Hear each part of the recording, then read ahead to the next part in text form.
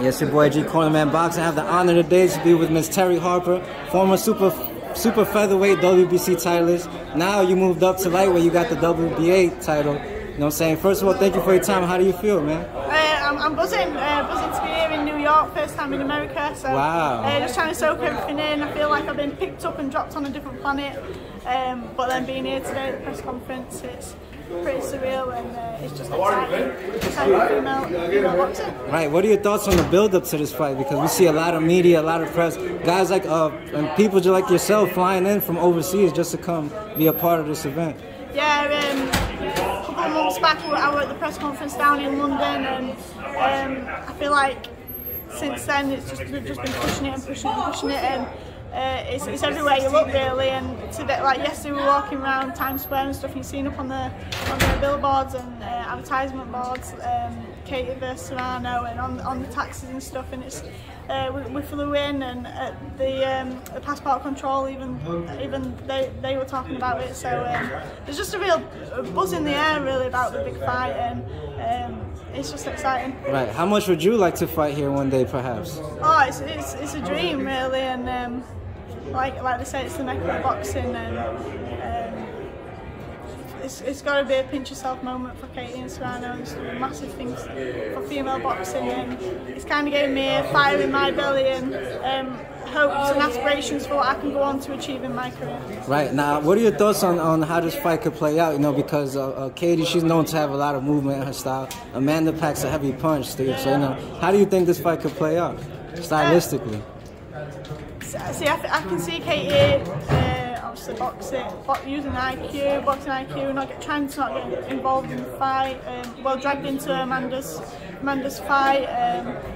Picking and poking all night, moving, using the good legs, but like you say, Amanda, I feel like she's going to really go on to pressure Katie and landing big shots and stuff. And I just feel like the styles gel to make a good fight, and it's exciting, and hopefully we can go on to have a second fight, maybe a third.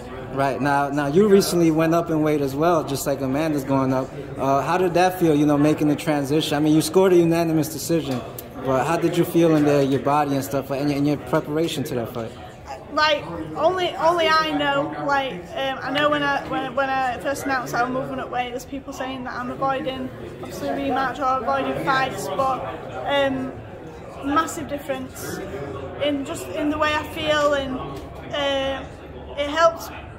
It was weird because like I enjoyed the camp, whereas before I used to be stressing about my weight, and I feel like making the weight took my focus away from the fight. I was just focusing on making weight, whereas this time I was able to enjoy myself, enjoy the camp, be fully fueled for the sessions. I'm not missing meals, I'm not feeling hungry and stuff like that. There's things like what people don't realise is like you miss your menstrual cycles and stuff like that, and that plays a massive effect on your hormones and things like that. And I just feel like after the fight with Alicia, I just feel like when all's said and done, the only thing you're walking away with is your health. So I feel like I had to be selfish and put myself first, and I had nothing tying me down into super featherweight division, and I just thought this is my chance now to go away, pick myself up, dust myself down, and start fresh, a new way, which is more suited to me. Right. Yeah. Now, how soon are you looking to be contending for a world championship at lightweight?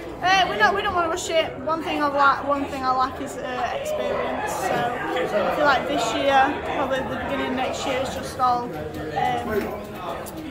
just getting in the ring, getting the rounds in, and just trying to keep busy. Looking to be back out end of June, early July. Still waiting for a fight date. But yeah, I just want to be busy as possible, and just getting there, build that experience up, and then next year look on to push for a bigger year. Right. Now, can you just share a little bit about your upbringing coming up overseas in the UK, and what made you fall in love with boxing and want to, you know, make this something you want to do for the rest of your life? To be fair, good upbringing. Wasn't born with a silver spoon or anything in my mouth, nothing like that. But parents obviously they gave me what they could. I've always been sporty, a little bit of a tomboy, so football was my first sport. Oh, nice. Yeah, I used to play with the boys and stuff. Joined the boys team, and I can remember when I got to that age, my mum says, "Hey, you need to move to a girls team now." I can remember crying and saying, "No, I play with girls." And then one day, randomly just watching, I don't know if you know, Jack Osborne Adrenaline Junkie, so like the Osborne family. Okay. He was boxing on there, so my dad like, "What do you reckon to doing boxing try?" So next day walked into a local boxing club and I just fell in love with the sport.